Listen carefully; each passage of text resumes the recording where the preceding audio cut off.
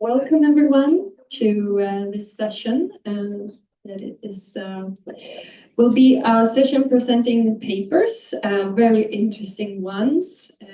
I have read them all. Have a lot of questions, and it will be so interesting to hear you, the writers, like the authors, speak about their findings. My name is Alexandra Politidis Palm, and I will be the chair of this session. I have some rules. Do we have all the presenters here?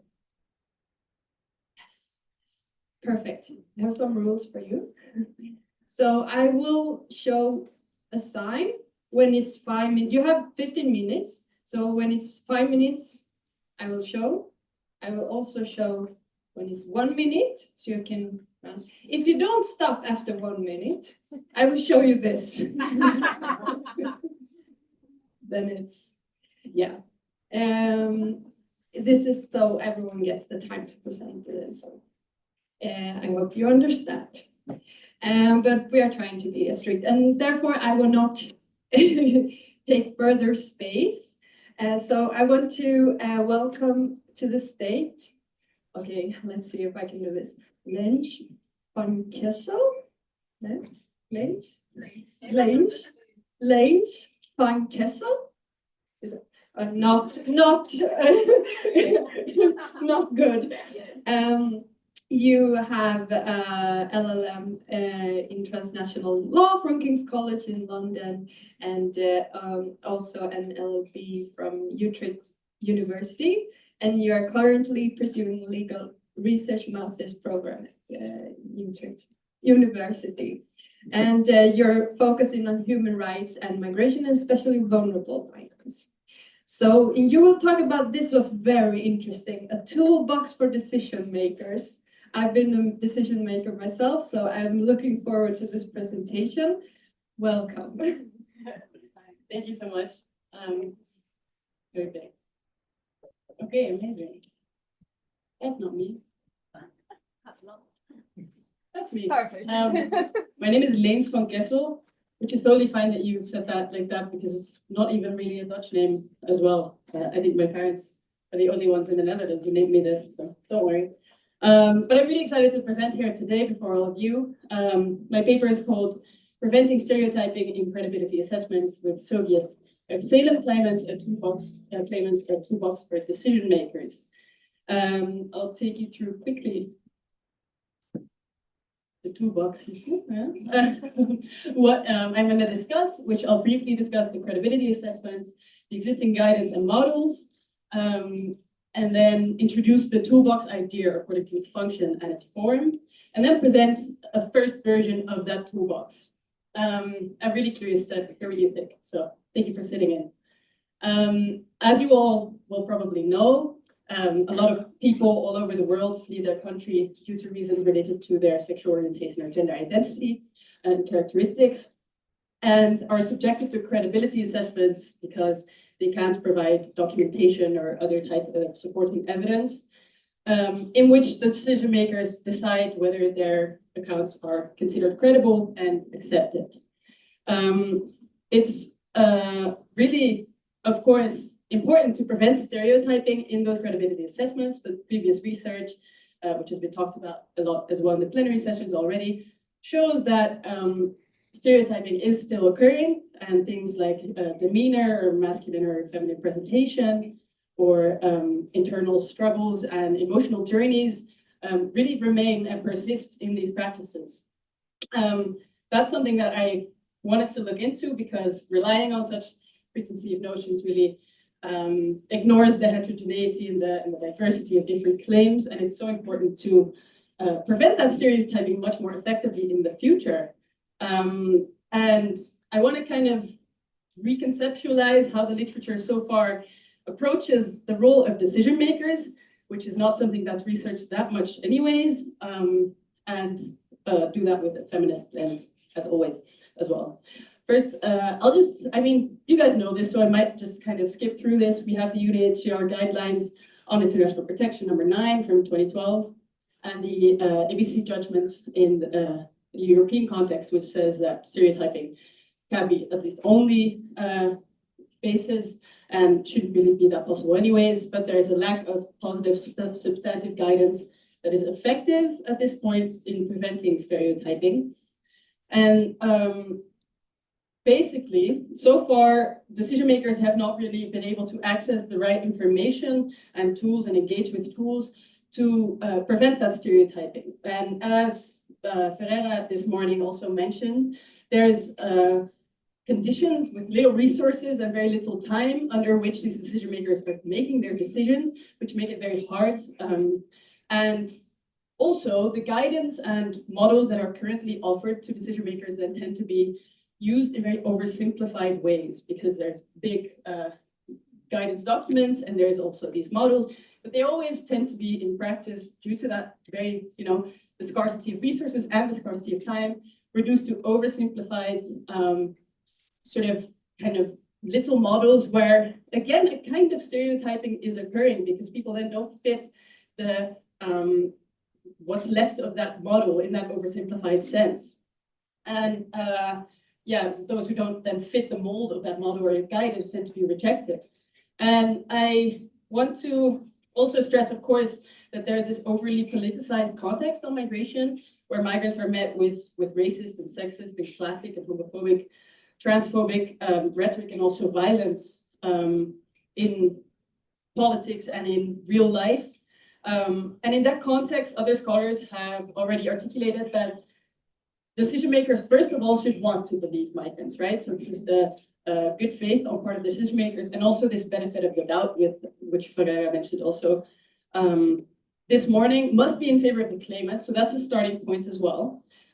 For me, thinking how to rethink and reconceptualize what we're talking about and how we approach how decision makers can better prevent stereotyping. And I consider decision makers to be the people in positions of power in those spaces as in credibility assessments and in asylum interviews. And as those people in power, I think they're in the perfect position to change the procedure as we know it and to improve the fairness and the integrity of the system. And to better support decision makers to prevent stereotyping and also ensure that they can engage with the available information in a much more productive way. Well, we've seen that models don't do the trick, and guidance, and existing guidance at least, doesn't do the trick and carries the risks of being reduced to sort of smaller stereotypes in a broad sense in practice. And instead, I propose then a toolbox. And this contains tools which can be relied on by decision makers and should be used and engaged with in a meaningful way. And it stresses that the decision maker is a human in that process who is taking actions and making choices which affect the outcomes, and puts much more emphasis on their role as humans being builders, using tools, making choices. And yeah, reminds decision makers who are willing to improve the integrity of the system how to do so in a better way. But they are also trusted, but also have the responsibility to use these tools in a creative and intelligent manner to improve our system altogether. So they're the best suited and best placed in the system we have right now, at least, to make these improvements. And yeah, their human position and their active position is really stressed by using the word tools. The proposed approach also ensures that it's an ongoing project. There's more tools to be added. I'll mention a few later that I've sort of selected from the existing literature, but a toolbox can fit more and more tools. Also, the tools themselves can be replaced once better ones are found, once meanings change of the concepts we consider right now to describe people or things or relevant concepts can change as well, which a toolbox can encapsulate. And then furthermore, the toolbox approach functions to reconceptualize how we as academics view stereotyping and view the role of decision makers, because it carries both the idea that the issue must be solved and the consciousness that there are human constraints to any solution and that it's up to humans to actually use the solutions we offer them. Yeah, so then I'll just briefly tell you about some of the tools I've included in my article right now. And I will remind you again, so these tools aren't discussed in matter of importance. These tools aren't limited lists, and they can change over time because of their existence as tools that should be engaged with and that should be used by decision makers. A first one is the context tool, which is basically an example to explain to decision makers and stress that the entire context of the decision making is relevant. There's a huge emphasis on identity and on the credibility assessment in SOGIA's claims. I think Sabine said as well that 85% of cases in the Netherlands are rejected on the basis of credibility.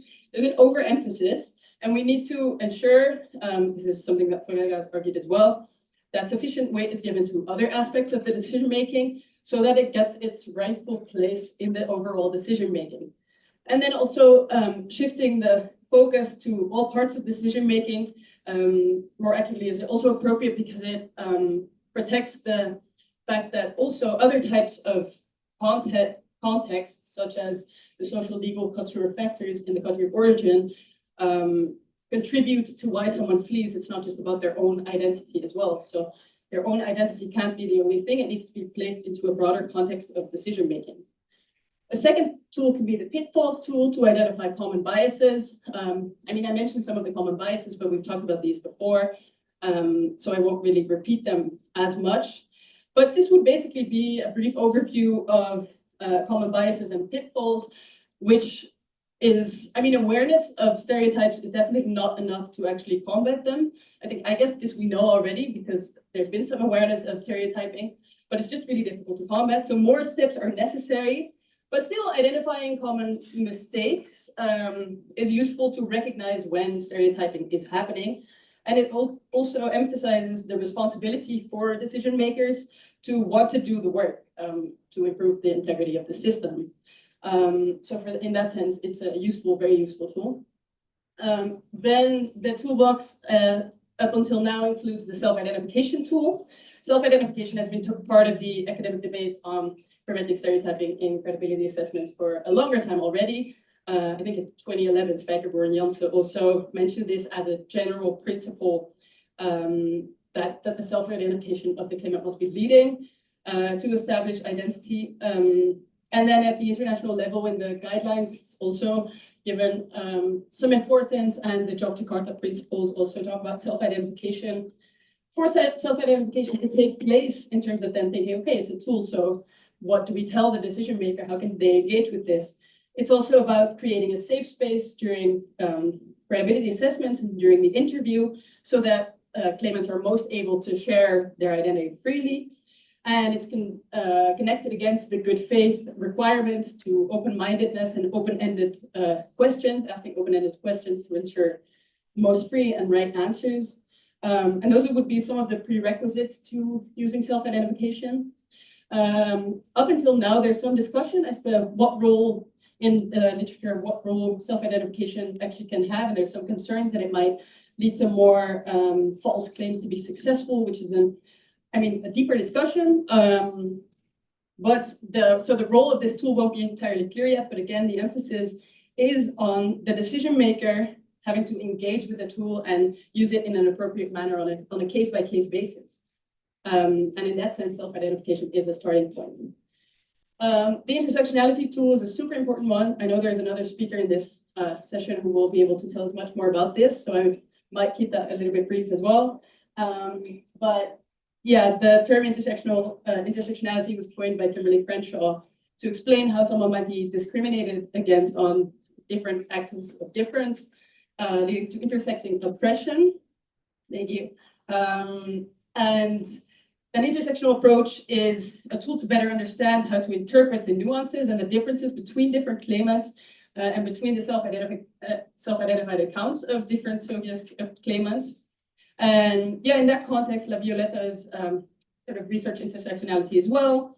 And it can help decision makers to better understand that claimants likely encounter specific types of oppression and forms and intersecting forms of oppression in their country of origin due to things like their sexual orientation and their gender identity, their race, their religion, their abilities and disabilities, their identities, refugees, so much more. And in this way, an intersectional approach helps decision makers take the diversity of claims into account and better understand the lived experiences, because the only way to truly reach a fair and a system with integrity is for decision makers to take the totality of lived experiences of the claimant into account. Then, this is the final tool I'll discuss here, the positionality tool, which basically assumes that there's a power imbalance between the decision maker and the claimant. I mean, this, I talk about this in the article a little bit, the power imbalance becomes clear from the fact even that it's really up to the decision maker to make the choice, of course, and the weight that the decision maker gives to certain answers and to certain parts of the claim actually affects the outcome for the claimant, which can be life or death in their situation. Also, during the entire credibility assessments, the decision maker's approach to the claimant is affected by their own background and their own previous beliefs, which is super important to realize. Then I draw on Donna Haraway's work in feminist literature to think about the idea of objectivity as well, because as someone is totally informed by their preconceived notions and by their past, when approaching an interview, how do you then accept that and recognize your own position in an interview as a decision maker so here we talk about the situatedness of knowledge, which I'll leave for now.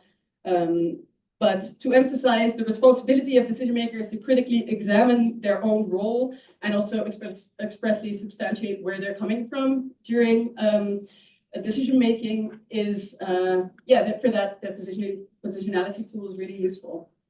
So that was kind of the short presentation of the toolbox as well. In short, this is, I don't know, a way to rethink how the literature engages with the role of decision makers.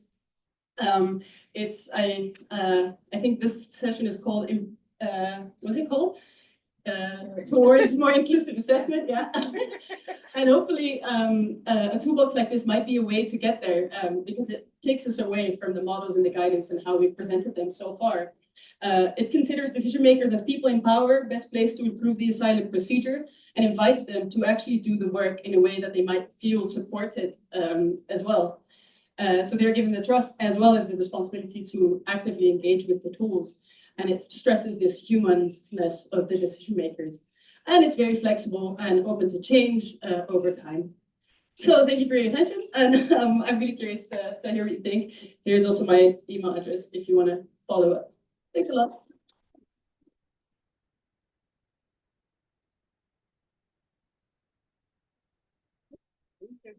Exceptional time management, I must say.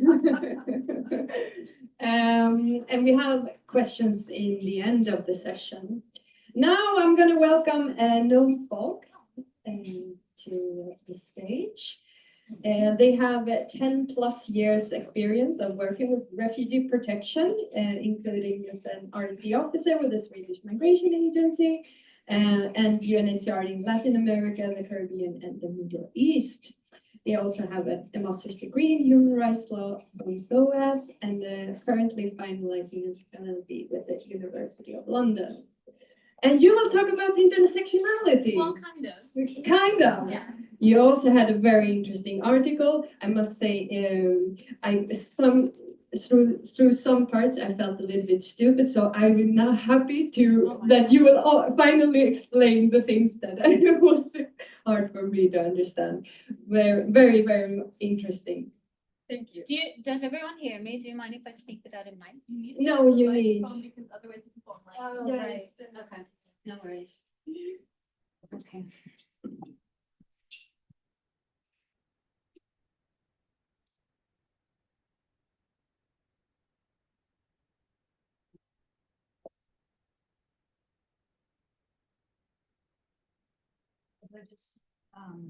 Yeah, it should be.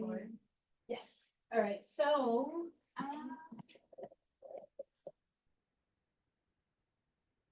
yes. So, the reason why I said kind of is because I will talk a little bit about intersectionality, but initially maybe I was going to talk more about that, but no. So yes. The paper that I'm in the process of writing is called Closing Gaps, So unpacking the disconnect between institutional discourse and practice to ensure justice for subjects asylum claims. So I want to start a little bit by talking about me. No, I mean, I want to position myself, I guess, and I want you to know why this is interesting to me. So I am identified as non-binary. I'm a transracial adoptee. So I was born in Colombia and I grew up in Sweden, in Stockholm. And since the age of 25, I've been, or maybe even before, 23 maybe, I started to reconnect with Colombia, and I found it more and more important to kind of revindicate my racial identity, and also explain the experiences that I was experiencing in Sweden growing up as a person of color. So I think this is very much one, or has a very big part of why I chose to move into first human rights. So first I worked with OCHR in Colombia, so working with human rights in general, and with IDPs, so internally displaced persons. But I think at some point I started to become more and more interested in the construction of my identity, or and especially I think identities in general, and how I'd say migratory experiences of forming an identity. And was the reason why I decided to leave OCHR, and yes, to specialize in migration, and specifically asylum law. So I worked a little bit with the Swedish Migration Agency, and then I joined UNHCR. So with UNHCR, I worked in management roles and protection roles, and specific RSD roles, refugee status determination. The experience, I'd say, like so I worked with a lot, I don't know, as you said, like in different regions with different kind of claims, I'd say. But my recent experience with UNHCR was in Yemen. And I worked as an RSD officer. And I think because of my own experience as a non-binary person within UNHCR, I started to reflect more on challenges that I'd say people with diverse gender identity, sexual orientation, and sex characteristics are facing equally within our institutions that we serve in, but also obviously asylum seekers and refugees, IDPs, etc. So that's how I kind of like started to specialize in this. I want to say that unlike, I think, a lot of people here are PhD students, I think my reflections are very much, even the way that I go into this is very much based on my experience from the field, even though, yeah. So objective. So the core question, the underlying question that I'm focusing on in my paper is how should I say? So the issue of equal protection, or equality before the law, and particularly the discrepancy between law and practice. And I was interested in, because I think, again, coming back, this is very much focused, I think, from an international experience from UNHCR. There are so many tools and guidance that are available to us. We have also seen a lot of positive developments in jurisprudence, etc. So why do we keep facing so many challenges? And also, why are these challenges transforming into new challenges? So we think we overcome one challenge and then it transforms into another challenge, right? So I was interested in looking into this. But I didn't want to kind of regurgitate a lot of what you already know and what experts, more academic experts, have already said. So I wanted to kind of take a step back and talk about these challenges from a wider perspective. And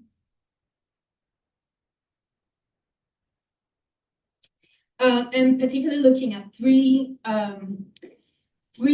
organizational approaches that play a huge role in how, for example, UNHCR ensure to be more inclusive, both in their protection of LGBTIQ+ people, but also their staff members. But yeah, and I argue that, so I also wanted to approach them.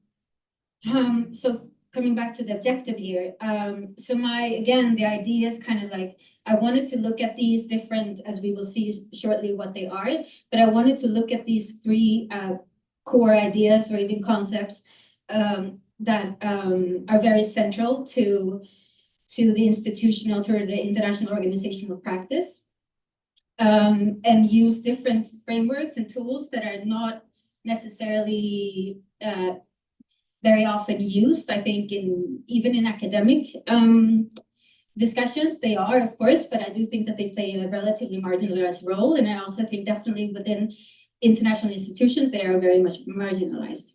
So I will also come later to what those are, but that's kind of the objective. So to provide new tools and new perspectives on thinking about things. So the three things that I will focus on, I'm not good with time management. So one thing is intersectionality. 10. So intersectionality. So intersectionality is applied, it's a very central, how should I say, as most institutions today, it plays a central role in how institutions and organizations try to, or seek to ensure equal protection, right? It's included in UNHCR guidelines, in programming and how to develop programming. It's included even in RSD guidelines, etc. It's implemented though, so it's not necessarily always used, the term intersectionality. The way that UNHCR applies it is through an AGD policy, so it's age, gender, and diversity policy. And the second thing I wanted to focus on, again, equally because of the important role that it plays within the operational approach, and that is this. Oh my God, I'm not changing the.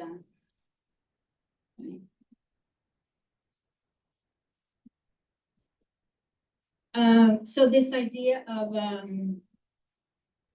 centering refugees' experience. So I think we've heard it a little bit today, but so there is an emerging, or some people argue there is an emerging principle of centering refugee experiences, ensuring more participation and inclusion of displaced people, including LGBTIQ+ people. So this is not necessarily something new. It has been emerging over a long period of time, I'd say, named through different ways, but kind of the idea has been there. But most recently, I'd say, and it was very much present during the global roundtable, for example. So that's another thing that I discuss in my paper, that I reflect a little bit on. And then lastly, I wanted to look at the institutions. So I argue that there is a core relationship between how the institution approach inclusion, equity, to how it performs externally. So in this case, how it performs in relation to LGBTIQ+ refugees, asylum seekers, and IDPs, etc. So those are the three things that I focus on. So how did I approach these different things? So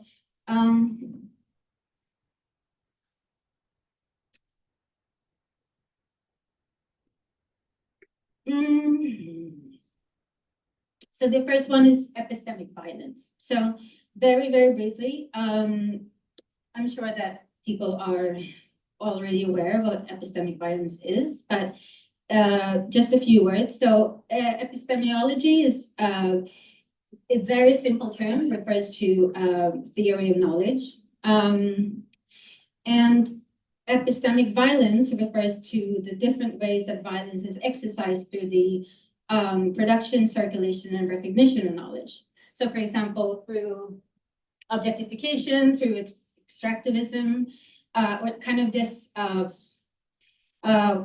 distortion or distorted interpretations, the division of intellectual labor, for example. Some people produce knowledge, other people's are the objects of that production of knowledge, etc. 5 minutes, okay.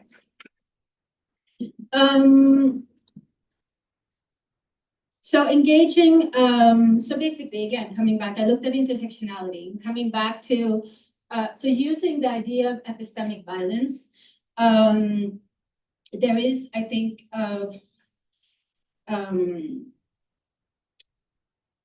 so engaging with this concept, I think, looking at intersectionality, we can expose unequal power relationships between within academia, for example, when it comes to production and circulation recognition of knowledge that I've already said. But I think the importance here is that I think it also allows us to see how this translates into practice in society.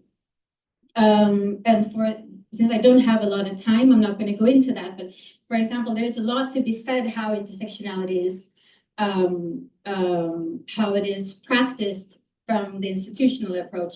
So for example, I think there is a very simplified way of focusing on categories rather than focus on power, for example. I think a lot of the radical force or the political dimension of intersectionality has been distorted. And I also think there is there's been a process of invisibilizing as well, where intersectionality actually comes from. So it's not just an institutional tool, it's actually part of a political movement, right? So, and about centering refugees' experience, I also want to challenge this idea of, I want to further that discussion that is ongoing within the humanitarian, the human rights world. But I want to further that discussion, but I also want to go a step further. Like, how can we also, how can we promote refugees, asylum seekers, LGBTIQ+, IDPs, etc., as not only as also producers of knowledge, right, as intellectual agents. And I use that, I discussed that using 2 different methodologies from social anthropology that I find are powerful tools to further that. And then lastly, the study of institutions and institutional life. So again, coming back to what I mentioned briefly, looking at this and looking what other, both what other people have said and also based on my own experience, I think there is a lot to say. I think by recognizing and identifying the similarities that are there, I think that we can actually open up for some really important conversations within the institutions. One of them, for example, being, because there is this narrative like we cannot engage with LGBTIQ+ refugees and asylum seekers in contexts where there are anti-LGBTIQ+ legislation in place, right? That's a very common one. It will undermine us as humanitarian actors. It would undermine the principles of impartiality, etc. There is a point to that, and obviously, I think again, so the discussion that you could open up for is like, one, how do we engage in that conversation, but yet actually not discriminate, right, a certain group of people because of the political or the legal situation in the country? And equally, how do we separate our operational approach from the approach that we take to staff members that are serving in those places where there is an anti-LGBTIQ+ agenda? 1 minute, okay. And then my second point there with regards to if we look more to the institutions and what's going on in institutions, I think that there is basically I think there's a lot more. I think there's a lot more to that we can lot to explore and a lot to learn from looking at practices and behaviors that are part of institutional organizational culture and norms that we don't reflect on because they're so part of the institution. As Sarah Ahmed says, they kind of become the background, but they never play they're never we never approach them as something that is very much central to other issues. So yeah, thank you. This is just, again, it's work in progress. And they're just initial reflections. And I think my paper is touching on all of these things.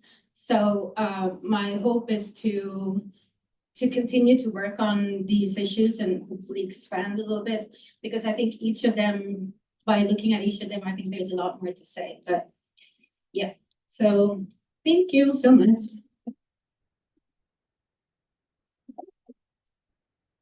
Thank you so much, and also especially thank you for sharing your personal, what you come into this, because I think that we tend to be highlighting the academic results, but also you from a practitioner's perspective and own personal experiences, as well as your very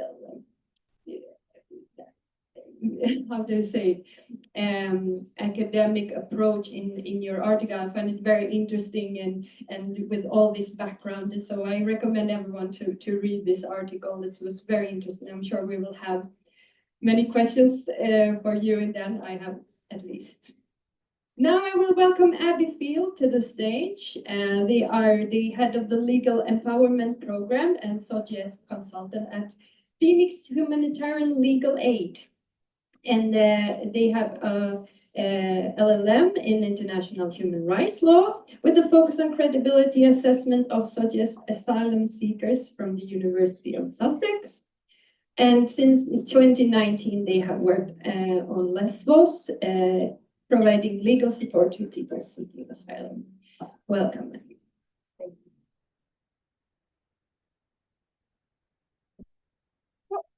And you will talk about terminology. This is also a very interesting field.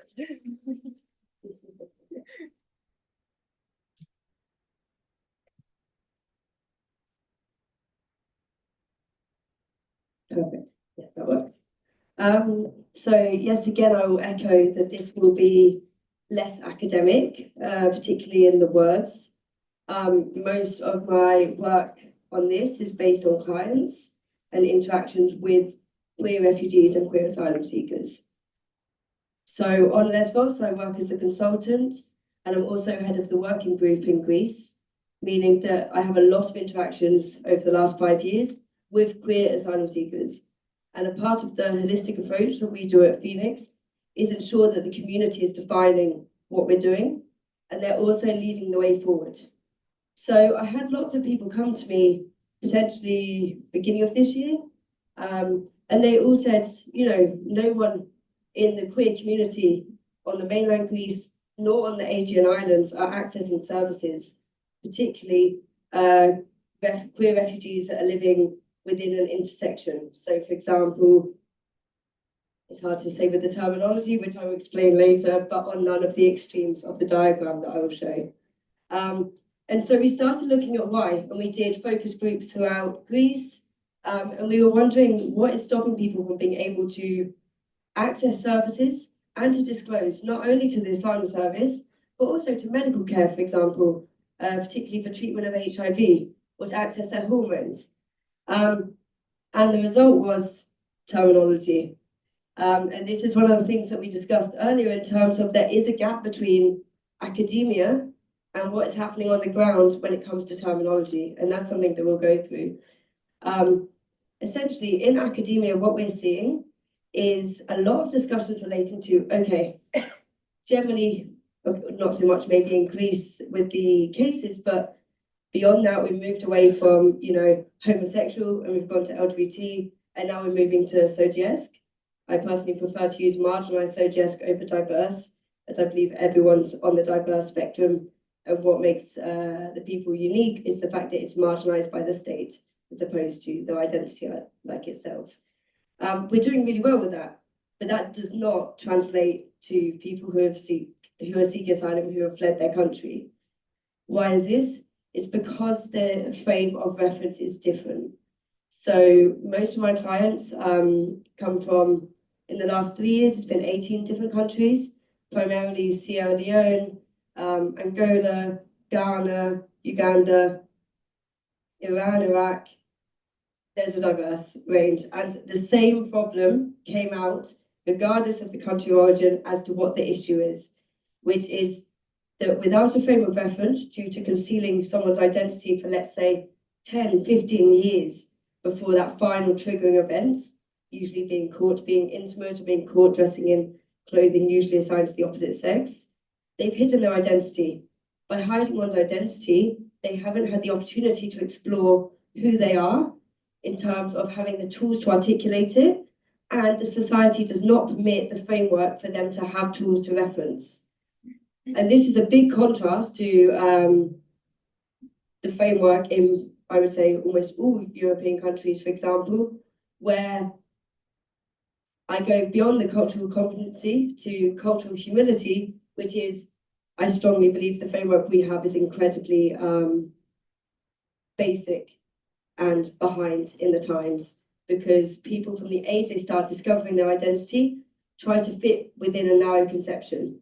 You know, am I gay? And how far along the spectrum of being gay do I have to be gay, for example? That is not the case when it comes to people seeking asylum.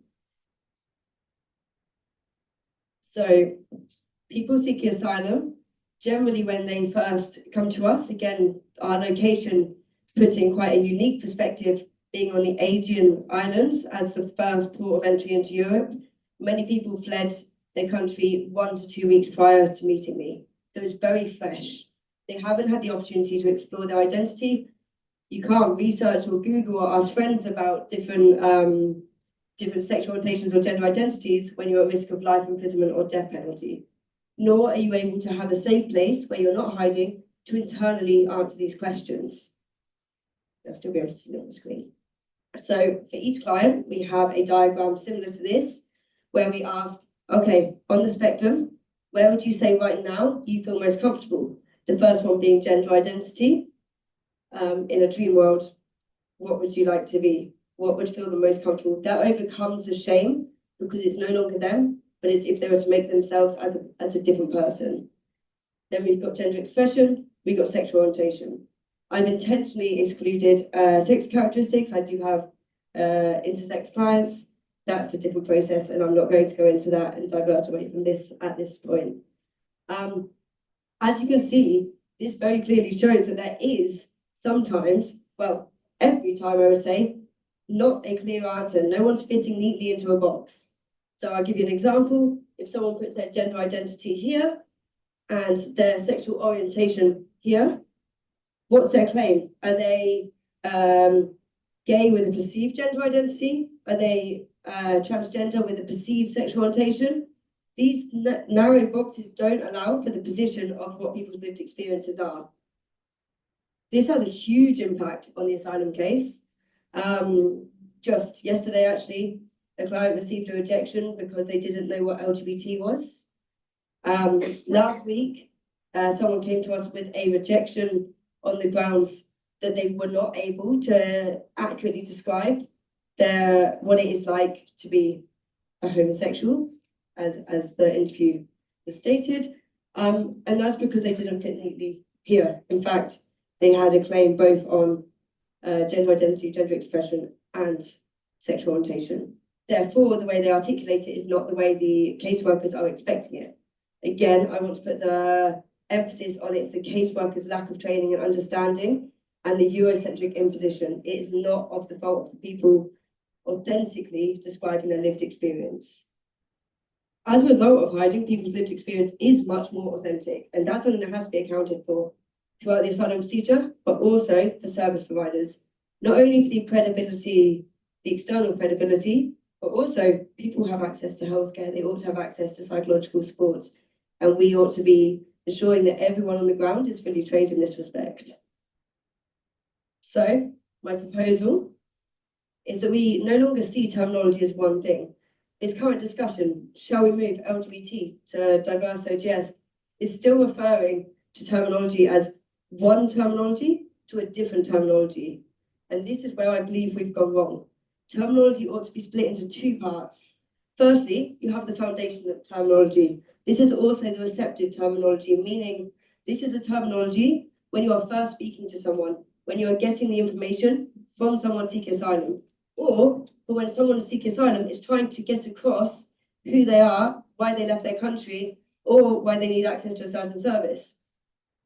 So this is where we reduce down the information to the building blocks of the meaning.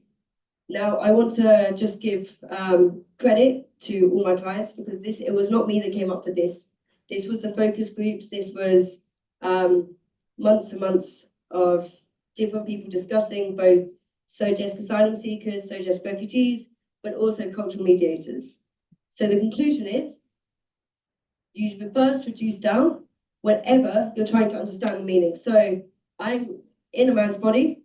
I would prefer to be more in a feminine body, and I'm currently attracted more to men, but it's not all men, for example, would be one example.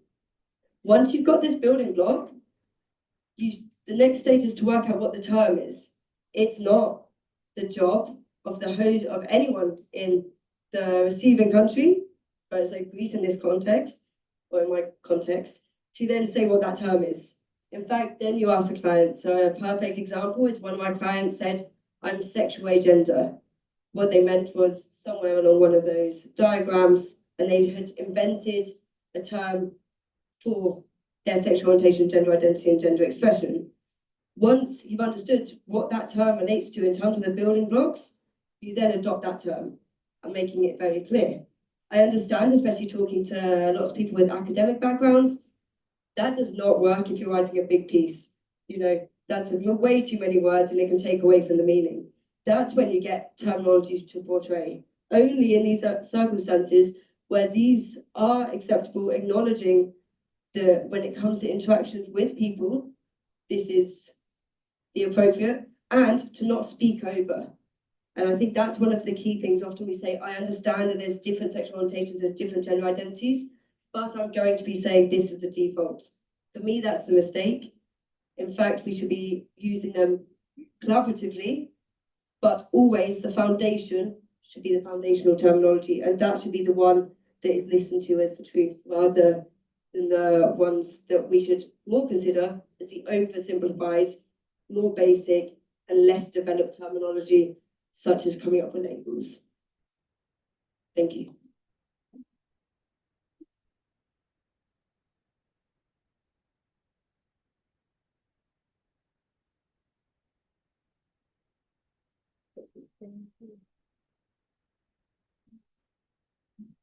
Thank you so much, Abby. And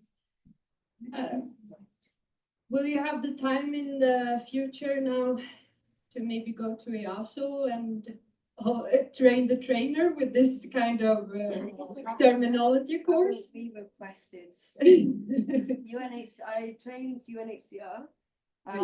Yeah, because we have so many, so I will give you the mic. I did provide a training to UNHCR and all of their partners in Greece, and they requested that EASO and the Greek Asylum Service get some training. Yeah, it's not going to happen, is it? But we have done some advocacy where they did change their internal guidelines on some of the questions. So slowly.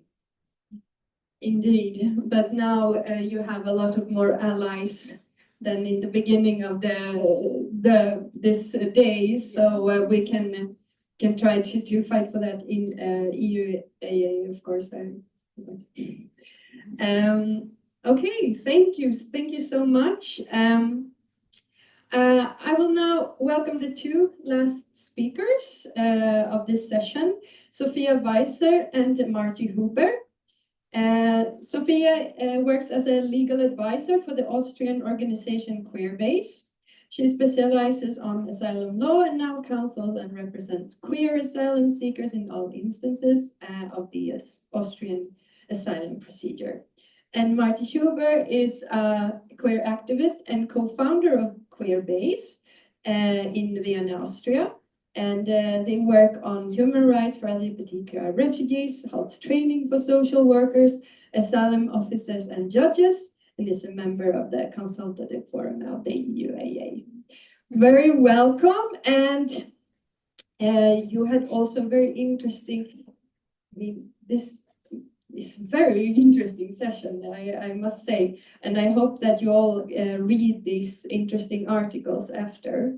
But we will now hear more Community Against the Machine. I love the title of this paper. A study of non-stereotypical queer realities in the asylum procedure. Very well.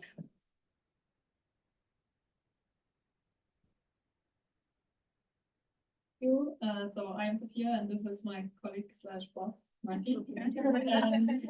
So yeah, It's new. as already said, Queerbase is an LGBTIQ NGO based in Vienna, in Austria, founded by queer activists. Activists with and without the experience of flight, and we are providing safe housing with other cooperation partners, social counselings in the context of coming out, trainings, like trainings of, unfortunately, not like officers of the Federal Asylum Agency. They're not willing to cooperate with us, but judges and other actors. Legal counsel, that's what I'm doing from early on throughout the whole process, and especially community. In our short input today, we're going to show the importance of building infrastructures for LGBTQ refugees to go through an asylum procedure, and of adapting a more intersectional thinking in the whole procedure. So imagine you are not alone. Your believability is not an individual issue. You are not a singularity, but a community that holds your back, that builds bridges for you to walk across. I think one thing that we might miss out is when we look at the asylum procedure as a single person's movement. But we really want to focus on what it means when there's a community around that builds bridges for this person to succeed in the asylum procedure. So, and I would like to start with the question of structures and how this lack of structures can have different outcomes within an asylum procedure. Like, I want to go back to 10 years, nearly 10 years, in 2015 and 2016, Austria had about 120,000 asylum cases when there was this big movement of refugees. And we had a big number of queer refugees from Iraq. Like at that time, there were about 30% of our clients. And they told us very often that they were really afraid of telling what all the reasons of flight were at this time, because they were not alone when they applied for asylum. There were other refugees within the hearing possibility. The interpreters gave them false ideas of what is valid as an asylum reason. And so when we were looking at some of the numbers, we could see that only a certain amount of refugees from Iraq disclosed their SOGS. So it was only 23% that said that they are queer at the asylum application. So for 76%, the legal team wrote statements to support them and finding reasons why they couldn't disclose it from the beginning. And this was really important because all of, like 99.9, I never want to be super sure, but I haven't found any of these cases that were with us at this time that didn't get asylum in the first instance. But it is really important that we see that these supplementary statements and this empowerment of the refugees, that this is a valid claim, that you can have a position as a queer refugee, and that this will even strengthen your asylum procedure was really important. And so we know when we have to challenge systemic failures, that would always be a disadvantage for asylum seekers, for being afraid in the reception centers, fear of interpreters, isolation, and lack of evidence when it comes to the life in Austria. So it is really important to see it's not only how you do your interview, but also how are the circumstances around, like we heard about that already before a little bit. And when it comes to the duration of asylum procedures, we also were looking at Iraqi refugees that stayed deep in the closet in 2015. And it was really interesting to see that they didn't, even they got twice negative decisions, never came out. And then after Austria started to deport people to Iraq 1 year ago, 1.5 years ago, they started to come out. And so from February 23 till August 24, we had about 29 new cases doing subsequent applications, which is only just possible in Austria since 2021, because there was a decision on the Court of Justice about being able to do this. In Austria, we had a special law to not be allowed to do a subsequent application when you already knew that you were gay. So if you knew it before, you could not do a second procedure. And this was a case also from an Iraqi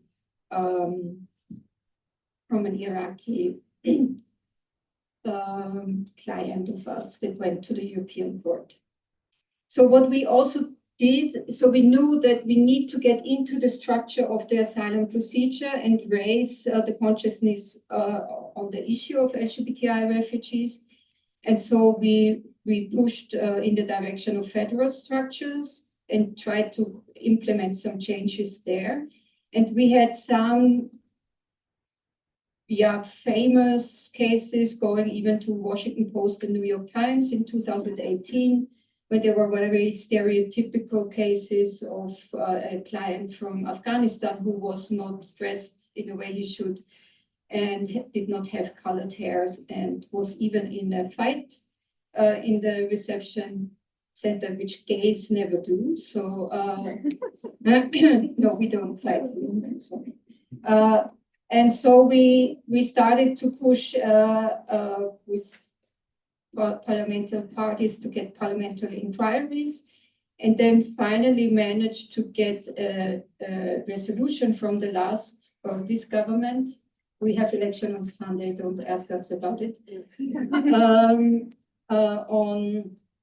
On ensuring a fair, high-quality asylum procedure, especially when dealing with particular vulnerable groups, such as those fleeing due to religious conversion, sexual orientation, or gender identity. So this was quite a breakthrough that we had a parliamentary resolution by the Conservative and the Green Party.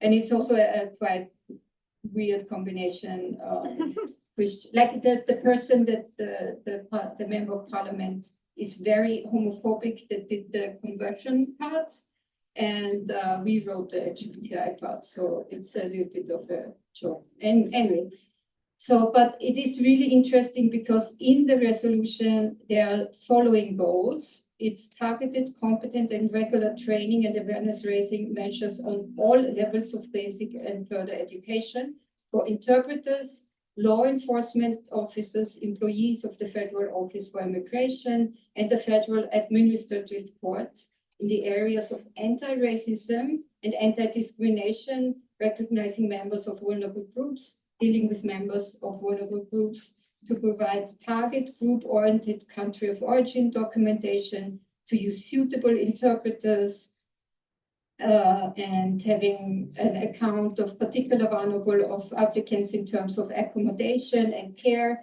as well as the possibility of accessing services offered by community facilities and the involvement of specialists, NGOs, groups, and community. So imagine if you go, because we had this question today, what would be a good circumstance to go through an asylum procedure? I think this is a good list.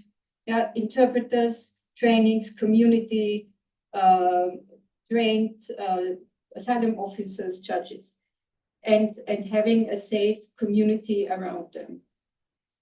So, but then when we know that paper in German, we say paper is geduldig,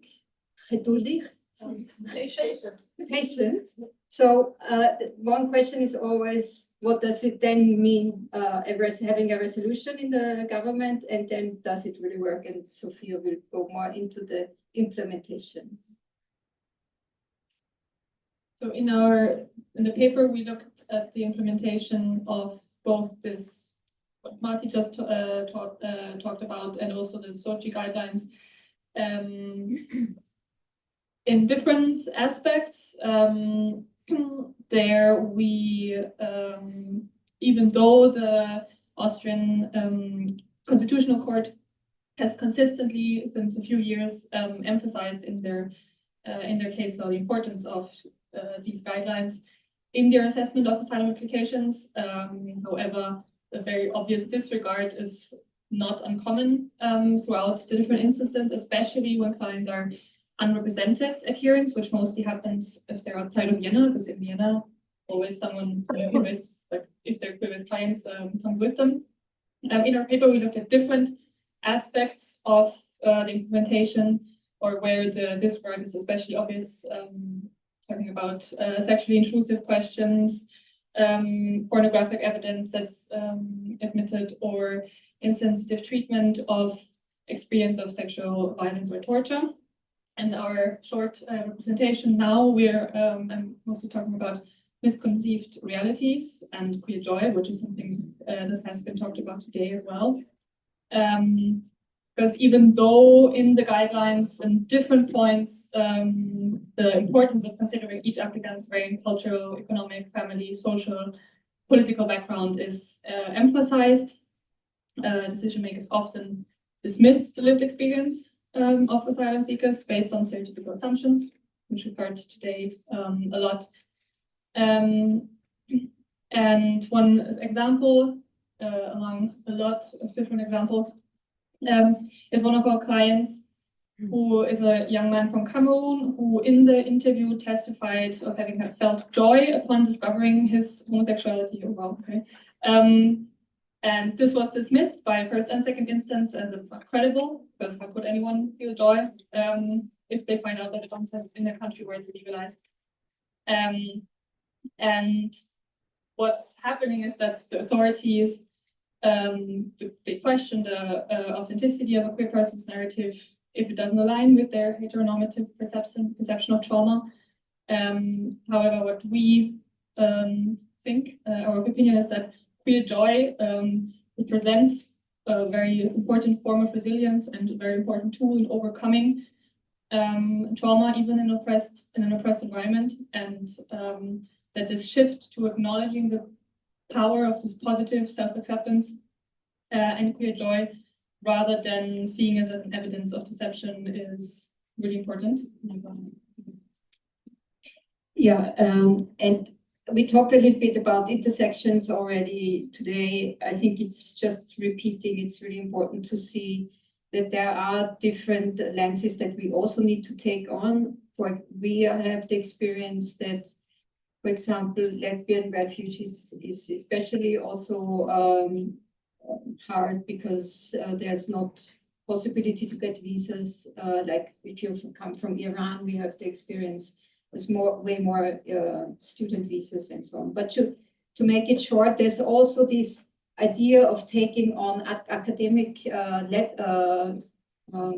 articles and just taking the recommendations from there literally into questionnaires. And I just want to read you an example of a question, how it was formulated in one of the asylum interviews, to also point to access to education and how illiterate people, for example, have a really hard time to understand the questions, and also the interpreter had a problem to translate this question. So how has the presumption of homosexual tendency developed in the following years to a full awareness of homosexual sexual identity? So this is a question by an asylum officer really taking out of an academic article. And it's not one interview, it's like this, I've had this at least 6 different clients who have had this exact question in the interview, because it's just a questionnaire being passed around. Can you repeat the question? Yeah, again? and the question is, how has the presumption of homosexual tendency developed in the following years to a full awareness of homosexual sexual identity? And it's from the article Credibility Assessment in Claims Based on Persecution of Reasons of Religion, Conversion and Homosexuality, a Practitioner's Approach. I'm just pointing to also the structural racism that already has been mentioned. We have a lot of discourse, for example, against Nigerian refugees or also Chechnyan refugees. Austria has the biggest Chechnyan community outside of Russia. And it was really like, please remember the time when there was a big effort to get people out of North Caucasus. Austria had received 7 refugees from Chechnya at this time. And one of them, or like 7, and 5 took 5 years and 2 took 7 years until they got asylum. One of them, a lesbian, he made it out, only one. But still, the question is, how can we persist and succeed through this persistence? And this is queer-based could indicate specific problems when it comes to the believability of queer refugees. And in this intersectional lens, it is really important to see what the difference can be. And for example, in the year 2023, we had 129 positive decisions from our clients. And for those who are in Vienna, that means close support through our organization. That means housing in specific group apartments for LGBTI refugees, and so on and so on. A community of queer refugees that supports each other. That means in people living in Vienna had 73.7% positive decisions in the first instance and only half in the second, like if they were living in the provinces. So we still try to provide services to them, but it's much harder, and also the community is missing. If they live isolated, still in the closet, it has a big impact. Yes, and I will very quickly end it with, because in the light of aiming towards a more inclusive assessment, as this is the session that we're in, and we have ascertained the need to expand the existing guidelines in lots of different aspects, but we want to focus mainly on the challenges faced by queer women and mothers in the asylum procedure. Because it is also inspired by our clients, there is a big lack of visibility and awareness of this specific group. Country reports, but also the guidelines or academic analysis often overlook the specific struggles of lesbian and bisexual women, and especially mothers, and especially those fleeing gender-based violence, which is very often goes hand in hand, because they face very unique challenges that are not addressed by the guidelines. One example is one of our clients who is a lesbian mother of 2 boys from Tunisia, and she was denied asylum twice due to the lack of conventional evidence, meaning screenshots from dating apps or support letters from people in the community. And that is because to this group of people, there's like huge barriers to the access of such asylum, such evidence in the asylum procedure, because unlike other younger members of the LGBTQ community that have no children, they don't have the same possibilities to just go out and go on dates. They have parenting responsibilities, they have trauma from past violence themselves, also their children, if they're fleeing from gender-based violence often, which complicates the ability to provide evidence for their sexual orientation in the asylum procedure. And the conventional expectation for evidence is very unrealistic for these women balancing motherhood and the past violence. And so I want to end this with a call for critical need for change to develop a more nuanced understanding of intersection of socio-esque and gender-based violence especially queer mothers, because as we have said, the access to the community support plays a vital role, and especially these group of people don't have it. Yeah, this is just a very quick run through what the community can do against the machine, and also to know that if we are in this together and see it more as an infrastructure, that it's really much more effective in producing change. And we've seen a lot of change in the last few years in Austria, like more 85% of our clients get a positive decision. So we know that this is life-saving. So celebrate the infrastructures that you built. I think it's really important. Thank you.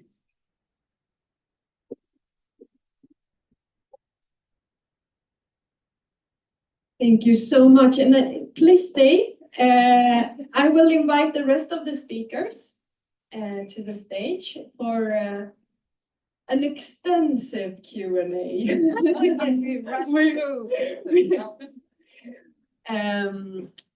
Thank you so much. A round of applause again. Excellent speakers.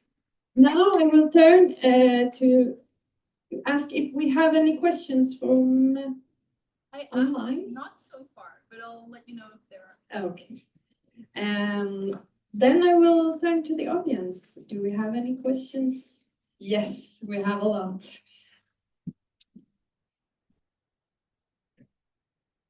Thank you all very much for your presentations. I have a question for Noam. So you mentioned Sarah Ahmed, and this reminded me of something else she has written on, I think it's on her complaint. So yeah, what she says is that sometimes in diversity work, we tend to name something in order not to put this into practice. And I was wondering if, like, through your experience, and I think she calls this as non-performativity.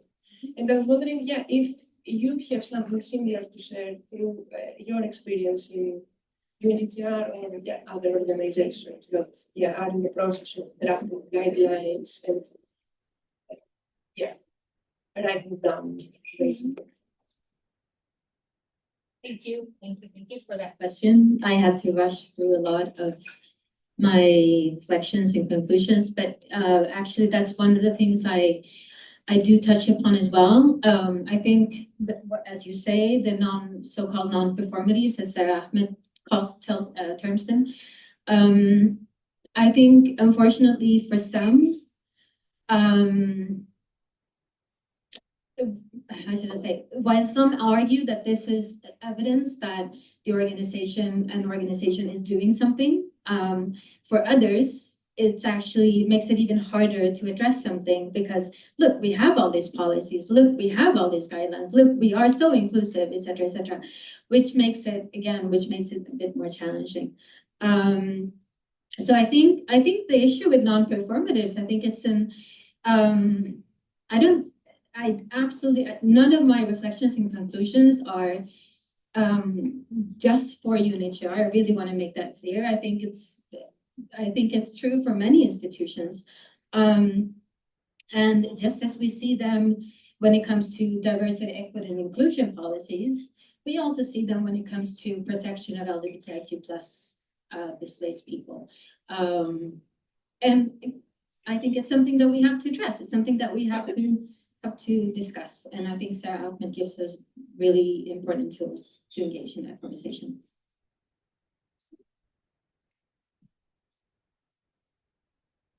I have a question for Abby. I found your presentation very interesting. I've come across in my research lots of people who identify using terms that we don't have in the global north. So I was wondering, what do we do about these non-Western centric terms? And I was wondering if this is something you've come across.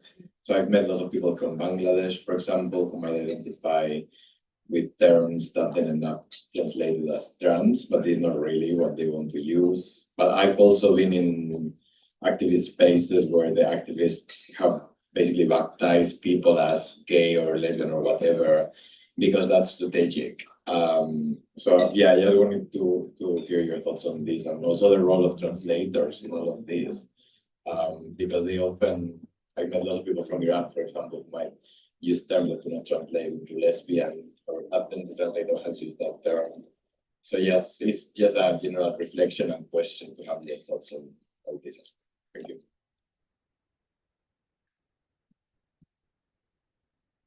Thank you. And yes, I think when we're looking at the terms people assign themselves, there's I'm going to say individual, cultural, and country specific. So the individual is the example I gave of someone who said, I'm sexual agender, and that's just something they came up with. The cultural is when we're looking at, for example, LGBT people within Iran may have terms that are not recognized by the population outside who are not LGBT, or people in Iran who are not aware of these. And then you've got country specific, which of course cannot really be separated from the culture, where we're looking at countries with 5 genders, or for example, in my paper, I detail several countries which clients come from where there's words for, again, it doesn't translate, kind of a feminine gay man who is more on the gender identity spectrum. That does not translate. And then this is most common with clients. They either speak tribal languages or Dari. Now, Dari is fine because luckily they have a neutral, so it's possible to translate in the interview. But when we're looking at tribal languages, the law says they have to say it in a language they would be expected to know, meaning they wouldn't be able to have a translator of that tribal language in the interview. For example, if they were from Cameroon, the interview would be in French. Then it does not translate. So I think it's something that's really, really common. The majority of my clients, when they first meet me, do not have a term. And if they do have a term, it's not one that would be recognized within the procedure. And I never tell someone to say that they are gay. We always reduce it down to the words for that very, very reason, so that if it does come to an appeal, it doesn't go wrong. Thank you.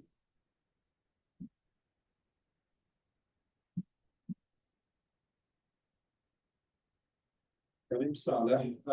Just I have a notice about myself. Thanks so much for your presentations, everyone. And about my procedure of asylum seeker, I did the first interview, but the second one I'm stuck in the middle. Like I don't know what's they gonna do. Like they invite me for a second interview or not yet, or they don't like to make an interview. So I just seek advice that what can I do in this case? Like if they told me, okay, you are not welcome you here, so I have to take an action as a lawyer, or I have to appeal again. So I have to take an action. So I'm stuck in the middle. I don't know what can I do. And they didn't give me an answer or an invitation for the second interview. So I'm just taking advice from the legal advisor. Yeah, and I hope to get an answer. Maybe you have a lot of lawyers here today, so maybe we can take that after the session. So I'm sure that we can find someone who can answer that. So does anyone want to add something to that? I'm not from, like, I don't know anything about the Yeah. legal system, so I We will address your question afterwards. My question is for Abby, and it's not really a question, but also, first of all, thank you. As an academic, I've been trying to like bring those things forward too. I work specifically on children, so there's a language part that's even on top of that. But I was kind of just wondering, is your research anywhere? Is there any documents that we can actually use it? Because I think as a researcher, and I think I'm not the only one, we're all kind of trying to bring those things into our papers too. But there isn't really a lot of literature or anything to actually ground it in. And sometimes it's a bit hard to just kind of argue that without actual on-site experience, which is what you've been presenting today. Actually, thanks for asking, because I was definitely meant to mention this. If you go to phoenixaid.org, all my articles have been published there.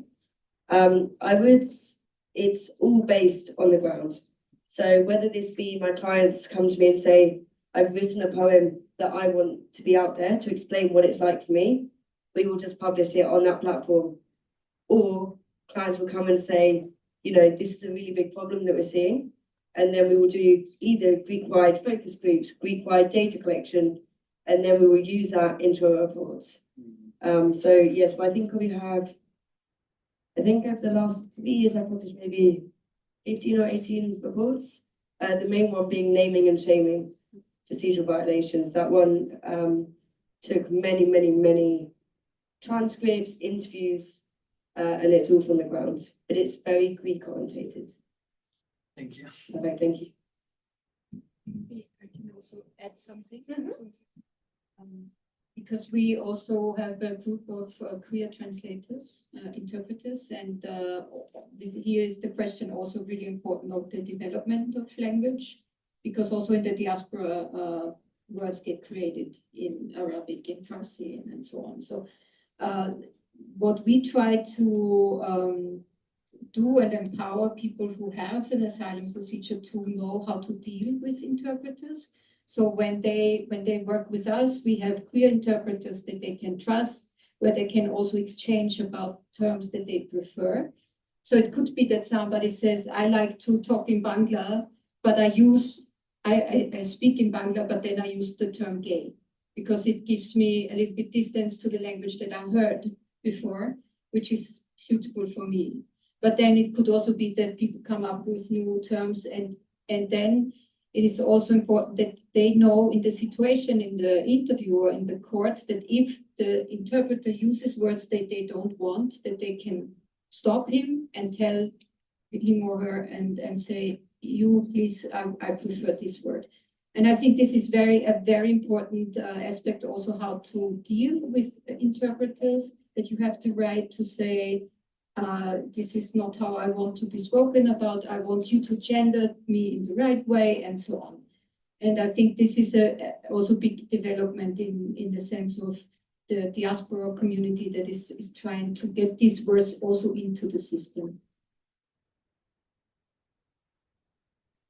I have one question from One question from online. should I read it? Yeah. From Alexandra, like me. In my research with caseworkers in Sweden, I found the issue of attributed LGBTQI group membership particularly challenging.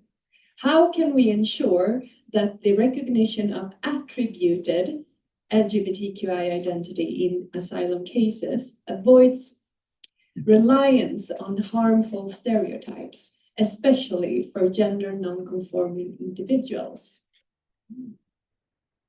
Very interesting question. Someone wants to answer, maybe? It was not directed, but I'm looking at you. I guess I should try.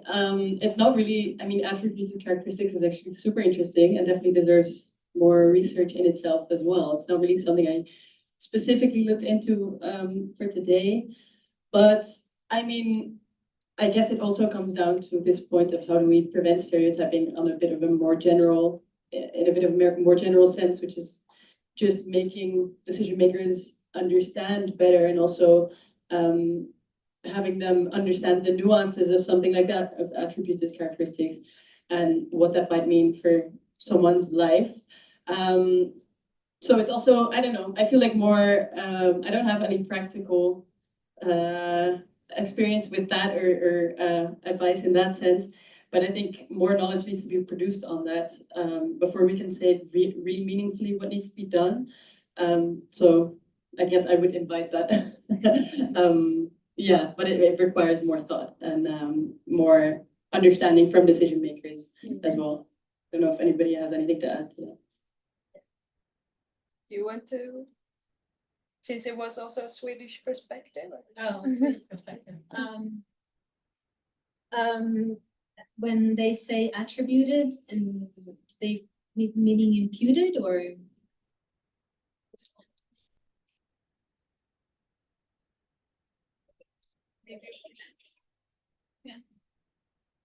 How do people interpret attributed? Yeah, or yeah. I mean, in itself, if you attribute something to, I don't know, a person that they haven't based their own claim on, like, isn't that itself a kind of,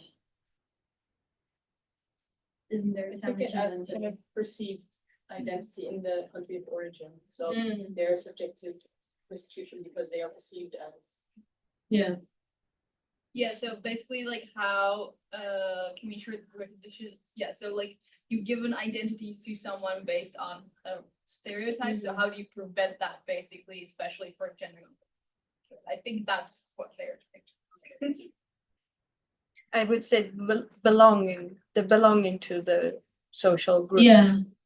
All right. I think my reflections off the top of my head, I think,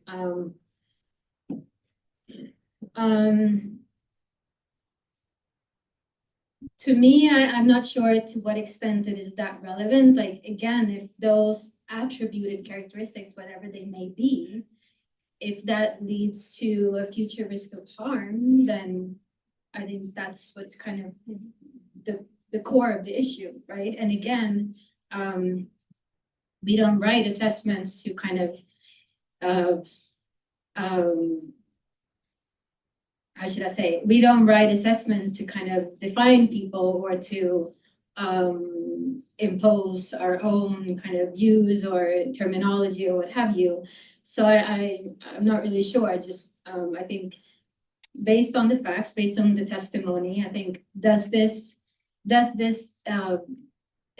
lead to a future risk of harm? I think for me that would be the most important thing. I think. But I want to say something else, and this is just a very brief reflection. Coming back to intersectionality, I also sometimes think, I'm not saying that this is the case, but I also sometimes think that we immediately, and I say we because I've also been an adjudicator, I think there's a tendency, it's like, oh, I have this queer, trans, LGBTIQ plus, have this LGBTIQ plus asylum seeker. Oh, immediately I'm going to go to and look at whether they fit into the social group definition, right? I also think that sometimes it is really worth, so intersectionality meaning there's so much more to this person. So why don't we look into other aspects of this claim? Is there a political one here? Is there something else that we can explore?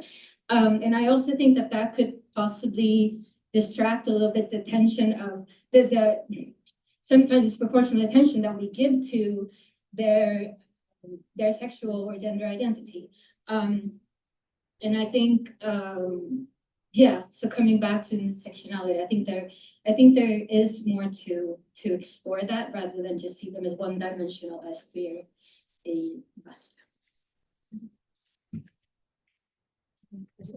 Yeah. Just to add, I think that's one of the things that we see as a big problem. And I think one way forward is to have a lack of assumption and a really open opportunity. So, for example, the first time I meet a client, I will just say, tell me, full stop. Yeah. Nothing to do with the law. And more often than not, most of my queer clients are political activists in their country. And their claim is both. And I will not say, okay, so you've got a claim on this and this. No, it's how do we say your story in a way that a caseworker with no training can understand. But it's really, I think if we start going, I've got a queer client, we've already defined the case. So we've already defined everything that they went through. And in fact, I would say many of my clients would be offended if I described their case as a queer case, as opposed to all the work they did. Yeah. Thank you. Do we have it? We have passed it, but I see no one else is out, so let's just roll. Yeah, well, then this question is for everybody, but since we're over time, you don't all have to answer. But I think in all your work and probably in all of our work, we're trying to do two things: to work within the system as it exists, and to change that system to make, sometimes incremental, sometimes more dramatic improvements to the asylum procedures. And I'm just wondering, in each of your works, if you can maybe identify sometimes when those two parts of your work come into tension, where you have where you struggle with one or the other because you're trying to do both, and how you navigate that, how you strategize around that. Because I think that's a big problem, at least for me and what I do.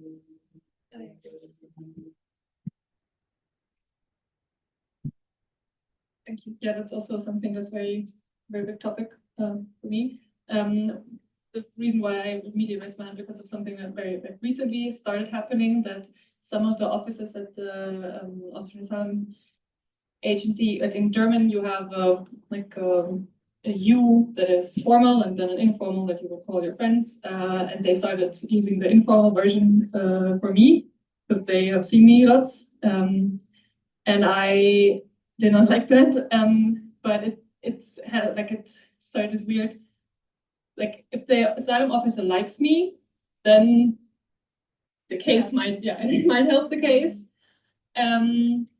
So it's always this weird inner conflict of, should I fraternize with the officer, or should I be really like, no, like being very strict? And obviously there's some asylum officers where there's no fraternization possible for me at all because they're really beneath contempt.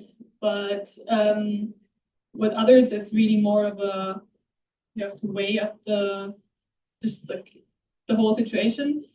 And it started what recently started is that even the officers that started addressing me in the informal, you started issuing lots of negative decisions, so the you didn't even help, which also made me decide to change my ways a bit and to be like really more strict, to not kind of be one player in this system where I just try to be nice and please can I have a positive decision. But I think just as, I don't know, I think that's, at least I don't want to plug Freebase, but I think that's one of our approaches, is that it really needs a like holistic approach and not just like one thing is being a legal counsel and telling, supporting the client and giving him information about what's important, but also persistence in our work and trying to by all of our work, by our statements that we're adding and all the lobbying that we do, trying to change the minds of these specific people. That's something that I found interesting in your presentation, because I feel at least that this field of work of an asylum officer politically draws like a certain person. There's some people where this toolbox could be really helpful because they just don't know better, but I think there's also sometimes people who just have a very made up political mindset. And yeah, I don't know how to finish that, but I think this is like a big struggle. Maybe I can also add another example, because we started to train social workers in the federal reception centers to have early assessment, to recognize the LGBTI refugees there. They have rainbow posters and so on, so they are recognizable. And we were all very happy because they were like, usually you come to the federal reception and then you get sent to the provinces. And we were like, our aim was to get them early and to provide access to Vienna. So we then have a better support. And then it became political again. So Vienna is over the quota 200%. So, and the other provinces don't go with the quota. So they started to deal LGBTI refugees to other provinces again, even though it's only 100 per year that would need the transfer to Vienna. And so this is, for example, this kind of, you start to get into the federal system, and then the top, like the Ministry of Inner Affairs starts again, no, we need to send them off because it's fine in Vorarlberg, which is in the mountains, and nothing is there. And we see the BFR, the asylum office there, is questioning in a way that is really illegal, like they take on pornographic evidence and so on. So we know that it will be bad and the isolation and everything. But yes, we still try to. We then try to get them from the provinces to Vienna, but it's like you make a step forward and 2 steps back. So you first have a year that really goes well and everybody's happy, also the social workers in the system, and then something else happens. But we try to make it, because we have the numbers that also say it's cheaper to have them in a shorter asylum procedure in Vienna, and you don't have to waste the money. Like it becomes then you start to argue with the economic reasoning, say like it is a shorter asylum procedure if you keep them in Vienna or give them access to Viennese support. But it's really, it's a political thing. You constantly have to push and pull and so on. Yeah, and that will have to be the last comment. Okay. So I don't eat up all of your break. Thank you for your patience. No, I just wanted to, because I do appreciate that you say that there's, I think there's, I don't know, I also used to think this. I think that there's specific types of people who go into decision making where who think in specific ways. And I've, at least in the Dutch context, I don't know, the people who I've talked to who work at IND, there's a mixed opinion on this, of course, because also everybody's different, you know. But someone told me also that they felt like they'd left the IND at that point because they felt like even if you come in with a very open mind towards the people you're interviewing, you do get made into a kind of more narrow-minded person who is, in a presentation this morning, we also heard, I think that was from the person who was online, Alexander, who told us that in Sweden, sometimes decision makers will tell themselves, this is not me who's thinking this is just the government's opinion. So you have to separate that from yourself. And I think over time, we teach decision makers to take a certain direction that goes really into this very negative narrative that the country's policies have often at the moment. And I think that's why for me, and that goes back to also the tension between like deconstructing the entire system and thinking within the system, which I've done a little bit in this thing, like a genuinely kind of practical view as to how to actually encourage people in a different way to develop themselves as decision makers so that we don't go into this more closed-minded space over time as people who do make those decisions, but we actually encourage them to stay open-minded and to do the interviews and connect with migrants in more meaningful and fairer ways. So that's just a quick reflection. Thank you so much. Thank you, everyone. Now you have an 8-minute break, sorry, but you were all very, we'll have many questions, so thank you.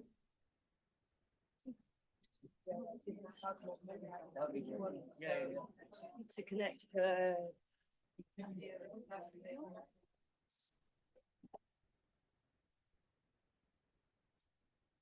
Yeah, you guys be doing better with a jump up, otherwise.